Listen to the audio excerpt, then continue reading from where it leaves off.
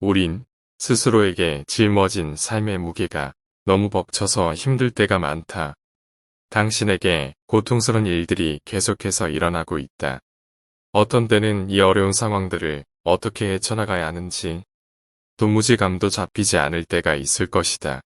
마찬가지로 당신이 만나는 사람들 또한 이런저런 상처로 가득 차 있을 것이다.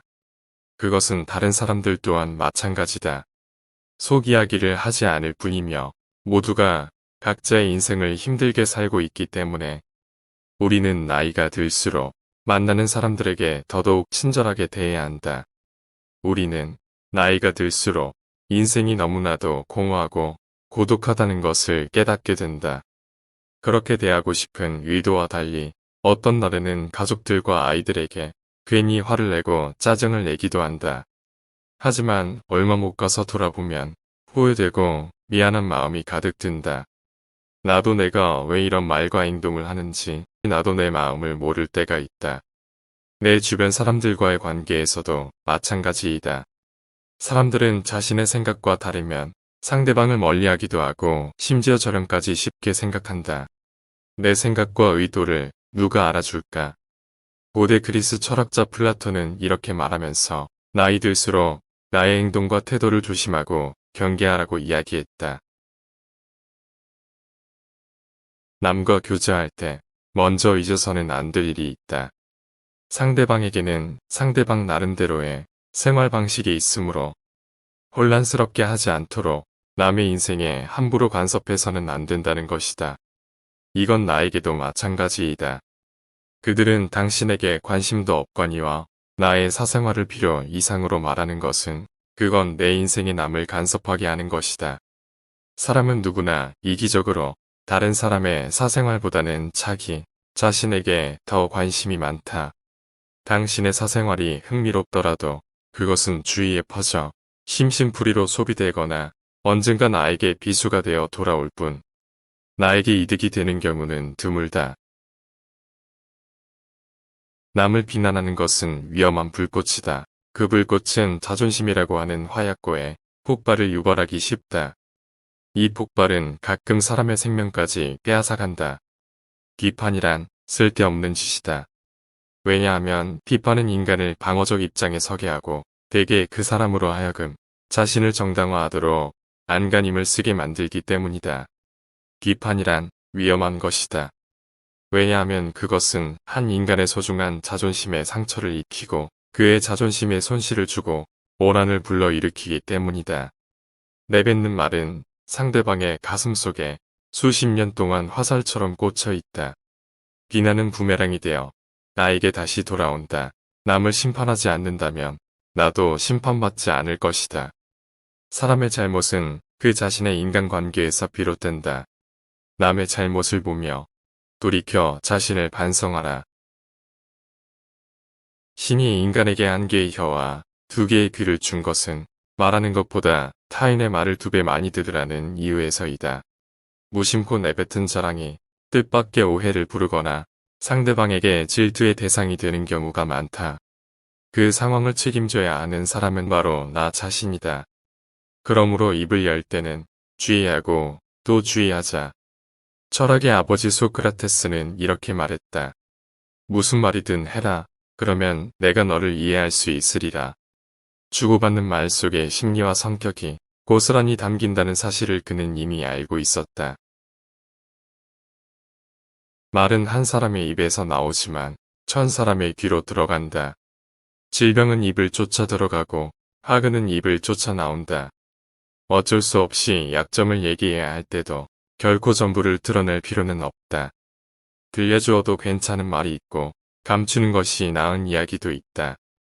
어떻게 해야 할지 판단이 서지 않을 때는 먼저 주의 깊게 다른 사람들을 지켜보면서 때를 기다려라. 사람들을 관찰하며 한 번 더 생각하면 공개해도 좋을지 비밀로 해야 할지가 분명해지기 마련이다. 세상에서 돈보다 더 사람의 사기를 꺾는 것은 없다. 아무리 친한 친구더라도 돈에 대한 근심은 있을 것이다. 그러니 돈 얘기는 꺼내지 말라. 듣는 사람은 기가 죽고 말한 사람도 자칫하면 그 친구까지도 잃게 될 수 있다.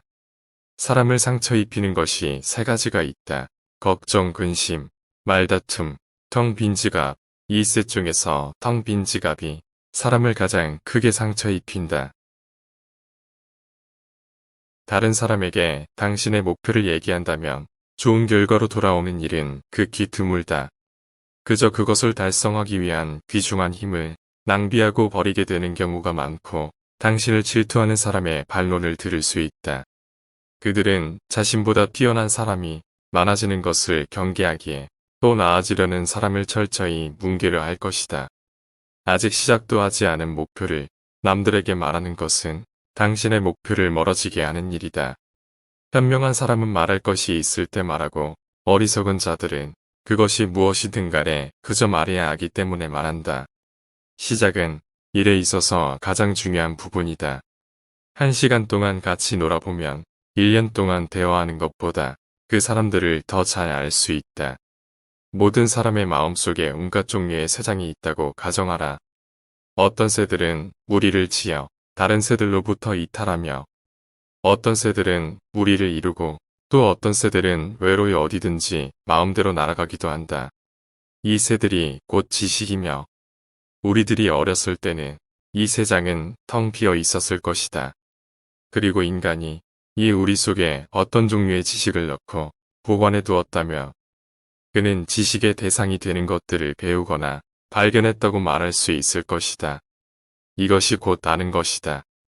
육체에서 비롯되는 쾌락의 상태가 줄어들면 들수록 그만큼 대화의 즐거움과 매력은 커지는 것이다. 우리는 우리의 육체에 속박받고 있다. 우리의 영혼이 육체의 약에 물들어 있는 한 결코 만족이란 없다.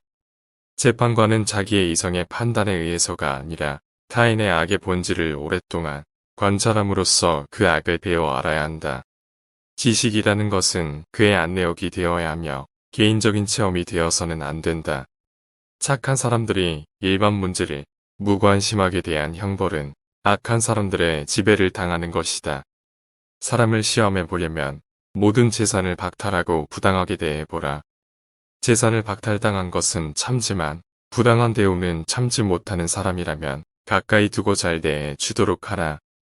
부당한 대우는 참지만 재산을 박탈당한 것에만 불만을 가지는 사람이라면 멀리하거나 피하도록 하라. 의무적으로 갖는 운동은 몸에 해가 되지 않는다. 그러나 강제로 습득한 지식은 마음에 남지 않는다. 행복은 선한 마음을 가지고 진심으로 대할 때 얻는 것이며 마음을 행복하게 할 수 있는 자만이 비로소 행복을 얻는다. 사람은 다른 사람에게 어떤 행동을 하였느냐에 따라 그의 행복이 결정된다. 남에게 행복하게 해주려 했다면 그만큼 자신에게도 행복감을 느끼게 된다. 마음은 현실을 만들어낸다. 우리는 마음을 바꿈으로써 현실을 바꿀 수 있다. 자기 자식에게 맛있는 것을 사주고 그가 좋아하는 것을 보는 것은 부모의 기쁨이다.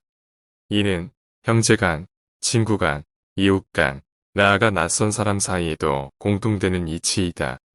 남에게 관대하였으면 내 마음이 넉넉해지지만 만일 인색하였으면 그만큼 내 마음도 좁아진다.